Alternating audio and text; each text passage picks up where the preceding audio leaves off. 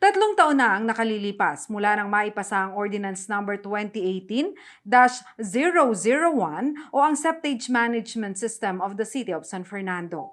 Hanggang ngayon ay hindi pa naiimplementa ito dahil wala pa ang water treatment facility na kailangan sa pamamahala ng dumi mula sa mga poso negro o septic tank.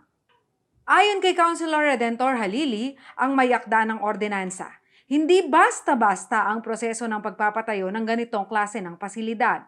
Magkagayunman ay areglado na umano ang mga permit para sa pagtatayo ng facility sa 2 ektaryang lupa sa may Barangay Lara.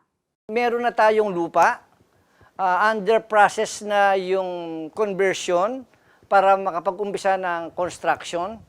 And then, kapag nangyari na yon, magte-take effect na yung ordinansa na kailangan ang mga households at saka yung mga establishment ma-dislodge na yung kanilang mga septic tank at yung sinasabi natin Poso Negro.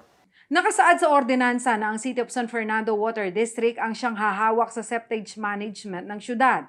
Kabilang dito ang pagpapatayo ng water treatment facility, dislodging ng mga poso negro at paniningil ng service fee.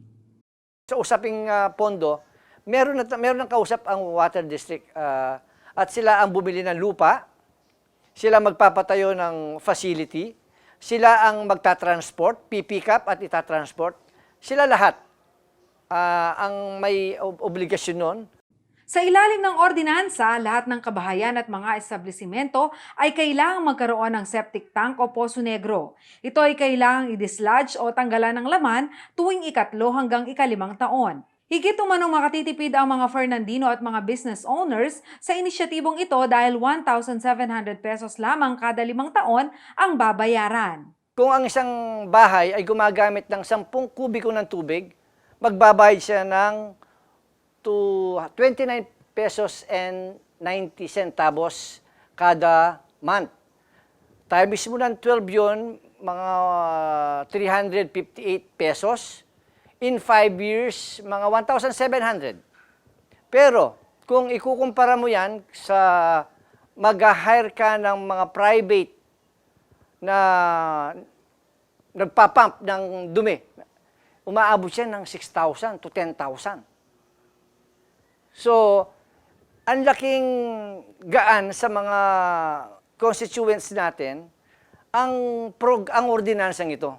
Batay umano sa timeline ng construction ng water facility, sa huling quarter umano ng 2022 ay maipatutupad na ang septage management system ng syudad. Para sa kumpletong detalye ukol sa ordinansang ito, tutukan ang Lugod Fernandino sa Lunes, alas 7:30 ng gabi live sa CLTV at CLTV Facebook page. Jana Lumbang Parungaw, CLTV News.